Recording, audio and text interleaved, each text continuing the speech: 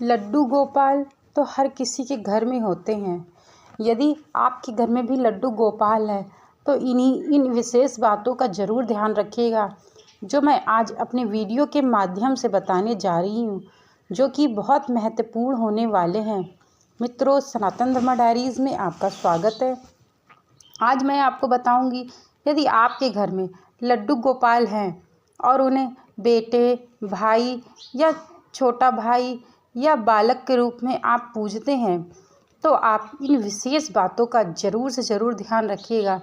कहीं आप धोखे से भी इन विशेष बातों का अगर ध्यान नहीं रखेंगे तो वो आपसे हो जाएंगे नाराज़।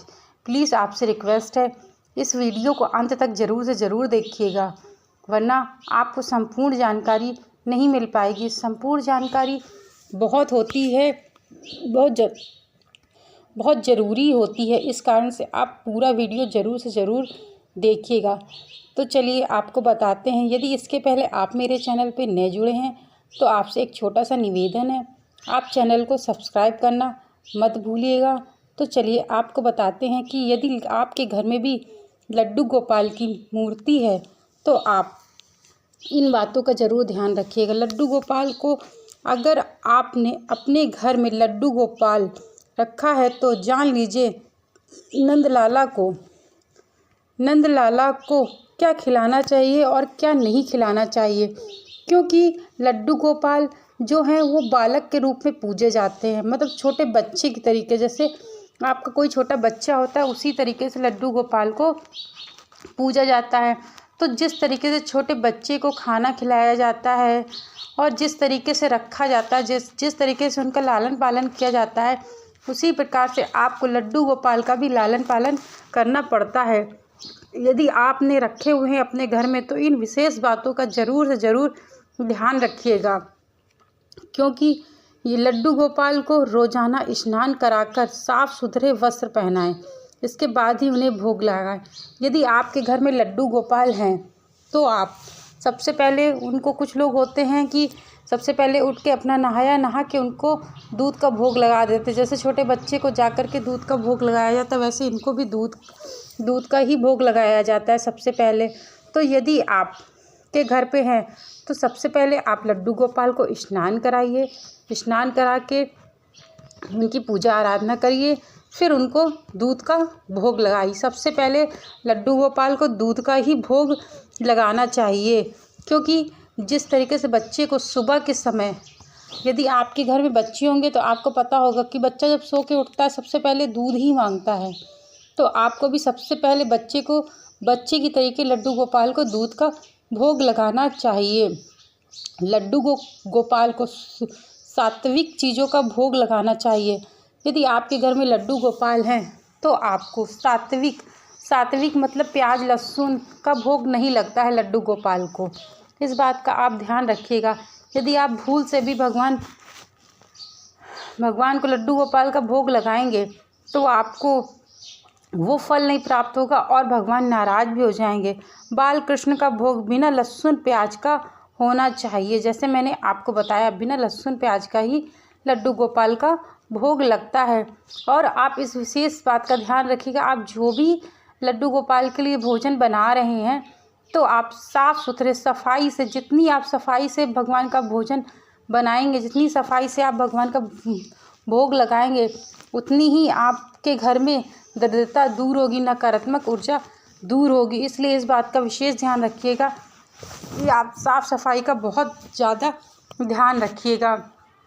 और भगवान कृष्ण को भूल कर भी तामसिक चीज़ों का भोग नहीं लगाना चाहिए, यानी कि भगवान जी को कभी बासी भोग नहीं लगाना चाहिए कि आप के घर पे जो भोजन रात में बना हुआ था वही बच गया, वही आप भी खा रहे हैं, वही भगवान को भी भोजन का भोग लगा रहे हैं। तो इस बात का विशेष ध्यान रखिएगा कि आप तामसिक भोजन और बासी भोजन भगवान को भोग ना लगाएं, क्योंकि कुछ लोग होते हैं कि बासी भोजन का भी भोग भगवान को लगा देते हैं, जबकि बासी भोजन भगवान को पसंद नहीं होता है, क्योंकि बासी भोजन एक तरह से तामसिक भोजन ही हो जाता है, वह स्वास्थ्यिक नहीं रहता है। और आपको इन चीज़ों की, इस बात का विशेष ध्यान रखना चाहिए। यदि आपके घर में लड्डू गोपाल हैं लड्डू गोपाल को शुद्ध आहार की ही चढ़ाएं। कहते हैं कि लड्डू गोपाल को जामुन और मिर्च मसालेदार चीज़ों का भोग नहीं लगाना चाहिए। यानी कि आपको इस बात का विशेष ध्यान रखिए कि आप अपने घर में जो भोजन बना रहे हैं, ठीक है, आप उनको मिर्च मसाले का भोजन न कराएं। जितना आप उनको नॉर्मल भोजन कराएंगे उतना ही आपके लिए ज़्यादा सही रहेगा। और आप भूल करके भी उनको मसालेदार भोजन और जामुन उनको नहीं पसंद है तो जामुन उनको भोग में मत लगाइए। लड्डू गोपाल को दूध, दही, घी, मिश्री, मक्खन से बनी चीज़ों का ही भोग लगाना चाहिए। यदि आपके घर में लड्डू गोपाल हैं तो आप उनको दूध, दही, घी, मिश्री, मक्खन आदि का ही भोजन कराएं। यदि आप नॉर्मल दाल, चावल, रोटी, सब्जी बनाकर भी भोजन करा रहे हैं तो कोई बात नहीं, आप आराम से करा सकते हैं। लेकिन आपको इन विशेष बातों का थोड़ा सा ध्यान रखना होगा कि वह शुद्धता से बनाया गया हो। शुद्धता का मतलब ये है कि आप नहा धो के भोजन बनाएं। आप जहाँ पे बना रहे हैं वो जगह बिल्कुल साफ़ सुथरी होनी चाहिए, वो बर्तन आपके बिल्कुल साफ़ सुथरे होने चाहिए, क्योंकि आप भगवान का भोजन लगाने जा रहे हैं। माना कि आप इनको अपने बच्चे के तरीके पाल पोस के बड़ा कर रहे हैं, आप इनको बिल्कुल अपने बच्चे की तरीके मानते हैं, लेकिन फिर भी आप साफ़ सफाई का बहुत ध्यान रखिए। और आप भोजन बनाते समय भी हाथ को अच्छे से वॉश करिए। और जो भी कपड़ा आप यूज़ करते हैं किचन में पकड़ने के लिए, थाली पोंछने के लिए, वह भी बिल्कुल साफ़ सुथरी होनी चाहिए। वह भी बिल्कुल कपड़ा जो है वह बिल्कुल साफ़ सुथरा होना चाहिए। इस बात का आप ध्यान रखें। लड्डू गोपाल को खीर, हलवा और लड्डू को भोग लगाना चाहिए, क्योंकि लड्डू गोपाल को, भगवान कृष्ण को खीर बहुत प्रिय है। इस कारण से यदि आप लड्डू गोपाल को इन चीज़ों का भोग लगाते हैं तो आपके घर में देखिएगा जो अन्नपूर्णा होंगी वह सदैव के लिए विराजमान हो जाएंगी। भले ही आपके घर में कितनी भी दिक्कतें हों, कितनी भी प्रॉब्लम्स हों, लेकिन आप महसूस करेंगे कि आपके घर में कभी अन्नपूर्णा की कमी नहीं होगी। यानी कि आपके घर में कभी अन्न की कमी नहीं होगी। ये मैं महसूस कर रही हूँ। मैं इसलिए कह रही हूँ कि हमारे घर में कितनी भी दिक्कतें आ जाए, कितनी भी प्रॉब्लम्स आ जाएं, लेकिन हमारे घर में कभी अन्न की कोई कमी नहीं रहती। ऐसा नहीं होता है कि हमारे घर में कोई भी चीज़ ख़त्म हो जाए या जैसे ही ख़त्म होती तुरंत आ जाती हो, चाहे जैसे आ जाए, लेकिन भगवान की दया से आ जाती है। तो इस कारण से इन चीज़ों का आप विशेष ध्यान रखिएगा। आपके घर में अन्नपूर्णा की कभी कोई कमी नहीं रहेगी यदि आप भोजन बना करके भगवान को भोग लगाते हैं तो। और आप भगवान का आशीर्वाद भी तब पाएंगे। लड्डू गोपाल को भोग में तुलसी दल को ज़रूर यूज़ करें, क्योंकि भगवान को तुलसी के बिना भगवान का भोजन अधूरा होता है।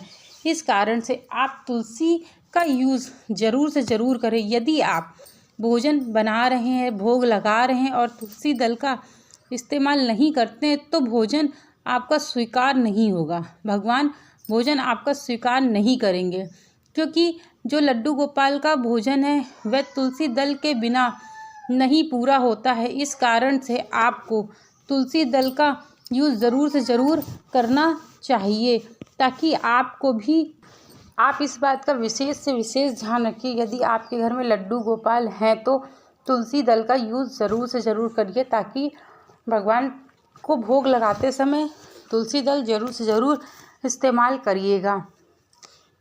वहीं ध्यान रखें कि लड्डू गोपाल को साफ़ सुथरी जगह और मंदिर में ही रखें।